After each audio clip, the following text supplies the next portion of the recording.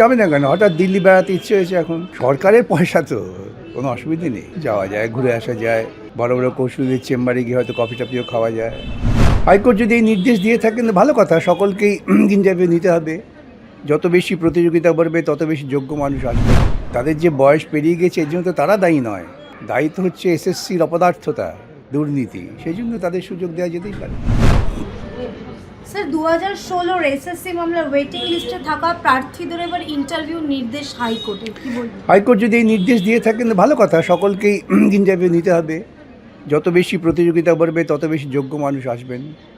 কিন্তু এই যে বারংবার রাজ্য এসএসসি ধাক্কা খাচ্ছে হাইকোর্টে, তারপরেও তারা একের পর এক মামলা করছে, সুপ্রিম কোর্টে যাচ্ছে। সেটা তাদের ব্যাপার, তারা সরকারের পয়সা সুপ্রিম কোর্ট যাবে, দিল্লি যাতায়াত করতে ভালো লাগে তা যাচ্ছে। জনগণের ট্যাক্সের টাকা তো। সেটা জনগণ বিদ্রোহ করবে তখন বুঝবে। জনগণ তো বিদ্রোহ করছে না, কিন্তু শুধু বিদ্রোহটা এই চ্যানেলগুলো আর আমি করলে হবে না, তো জনগণকে করতে হবে। কিন্তু বয়স পেরিয়ে যাওয়ায় যাদের ডাকা হয়নি তারাও এবার ইন্টারভিউ দিতে পারবে। ভালো তো, তাদের যে বয়স পেরিয়ে গেছে এর জন্য তো তারা দায়ী নয়, দায়ী তো হচ্ছে এসএসসির অপদার্থতা, দুর্নীতি। সেই জন্য তাদের সুযোগ দেওয়া যেতেই পারে। স্যার আজকে একেবারে যে তালিকা বেরোনোর কথা বিকেল 5টার পর, সেই তালিকাও কতটা স্বচ্ছ হবে বা বেরোবে কি আদৌ? বেরোবে কিনা তা আমি বলতে পারছি না, আমার আশঙ্কা বেরোবে না। কেন? আমার আশঙ্কা, সব কিছুকে কেন ব্যাখ্যা হয় এইরকম অপদার্থ প্রশাসন থেকেই আমার মনে হচ্ছে বেরোবে। কিন্তু এই যে এর আগেও আমরা বিভিন্ন তালিকা বেরোতে দেখেছি, সব কিছুতেই কোনো না কোনো সমস্যা দেখা যাচ্ছে। সেই জন্য যারা সমস্যা তৈরি করছেন তাদেরকে জিজ্ঞেস করতে হবে, না আমার জিজ্ঞেস করে কী হবে। কিন্তু গ্রুপ সি গ্রুপ ডি যোগ্যদের তালিকা দেওয়ার আগেই তো একেবারে এসএসসি সুপ্রিম কোর্টে। যাবে না কেন? হঠাৎ দিল্লি বেড়াতে ইচ্ছে হয়েছে এখন। সরকারের পয়সা তো, কোনো অসুবিধে নেই। যাওয়া যায়, ঘুরে আসা যায়। বড় বড় কৌশলীর চেম্বারে গিয়ে হয়তো কফি টফিও খাওয়া যায়। স্যার একেবারে অন্য একটি প্রসঙ্গে যাব। আমরা গীতাপাঠ যে ব্রিগেড ময়দানে যে চিত্র দেখতে পেলাম, আমরা বামেদের ব্রিগেড দেখেছি রুটি রুজির কথা বলে। এখানে একেবারে 5 লক্ষ কণ্ঠে গীতাপাঠ, সেখানে রুটি রুজি কেড়ে নেওয়া হচ্ছে। ওখানে কজন গীতা পাঠ করেছেন আমি জানি না, আদৌ গীতা পাঠ করেছেন কিনা তাও আমি জানি না, আমার জানার দরকার নেই। গীতা পাঠের জন্য সম্মিলিত হয়ে এক জায়গায় জড়ো হয়ে পাঠ করাটা পেছনে মৌলবাদ ছাড়া আর কিছু নেই।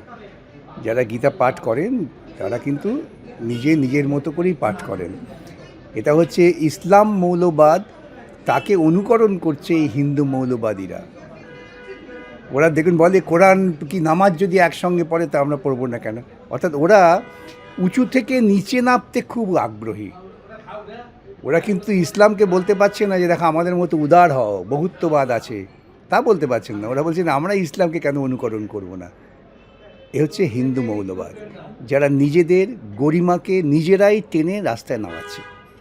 কিন্তু সাধারণ মানুষের রুটি রুজি কেড়ে নেওয়া হচ্ছে। রুটি রুজি বয়ে গেল, ধর্মের নামই হবে। ধর্ম একটা নেশাগ্রস্ত মাতাল দেখা যাচ্ছে, আমরা দেখেছি মাতাল সন্ধ্যেবেলা মদফদ খেয়ে রাস্তায় টোতে নর্দমায় পড়ে আছে, বাড়িতে বউ ছেলে মেয়ে খেতে পারছে না। জিজ্ঞেস করলেই বলতো, আমরা জিজ্ঞেস করতেছিলাম এই কী হচ্ছে এগুলো, দুঃখ ভুলে থাকতে চাই। এটা হচ্ছে ধর্মের মদ খাইয়ে মানুষকে দুঃখ ভুলিয়ে রাখতে চায়। কিন্তু যে 3 জন গ্রেফতার হয়েছিল তাদের কার্যত জামিন হয়ে গেছে। না, জামিন হতে পারে, জামিন হওয়াটা আমি খুব বড় ব্যাপার মনে করি না। আমার জামিন মুখ্যমন্ত্রী তিনি তো হিন্দু মৌলবাদের একজন শরিক, এটা বুঝছেন না কেন?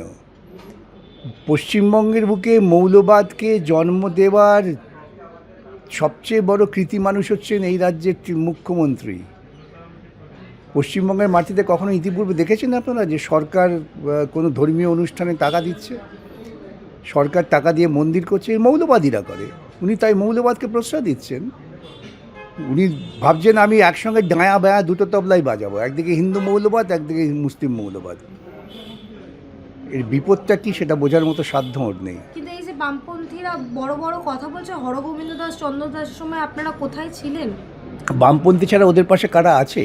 হরগোবিন্দ চন্দন দাস তারা তো বামপন্থী মানুষ ছিলেন। আপনারা তো তাদের কে বলেছে দাঁড়াচ্ছে না? শুভেন্দু তাদের নিয়ে ছবি তোলা মানে কি শুভেন্দু তার পাশে দাঁড়ালেন?